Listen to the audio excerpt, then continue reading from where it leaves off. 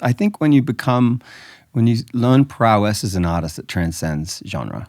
You know, if I'm directing, if I'm producing, if I'm writing, you get behind something and you feel like you start to have an understanding. But music obviously is my first medium of expression outside of just being a human.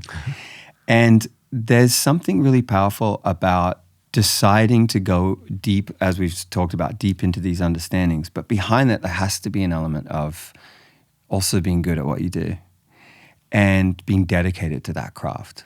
And I think it was Yogananda or Satchidananda, beautiful quote, with complete discipline comes complete freedom. Mm-hmm. And for me, that really landed in my 20s when I kind of left the music industry at one point and went into more spiritual study and yogic study. And I really learned.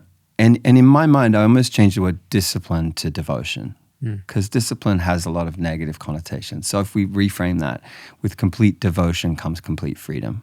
What that means is like waking up, for me, moving my body, being in nature, connecting to myself, and then diving into my art and diving into the practice and the devotion to the art.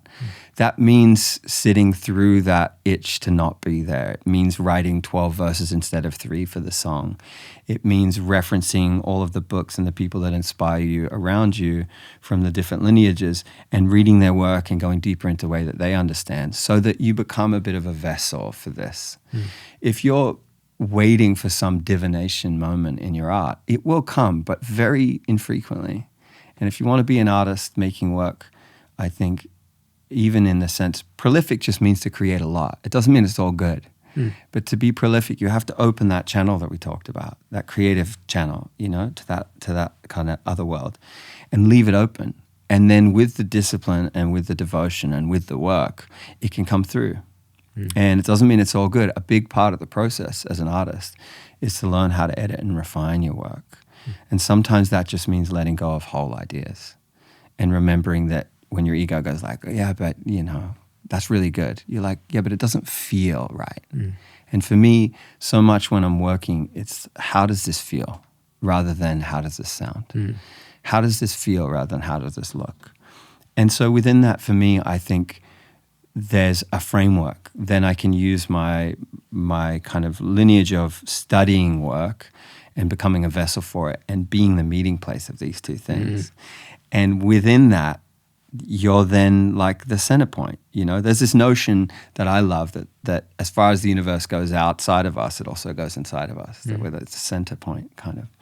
And I think in some way as an artist, you live as that center point between the emotional, the spiritual, and how to communicate that to the world. But you have to have tools and you have to do it well.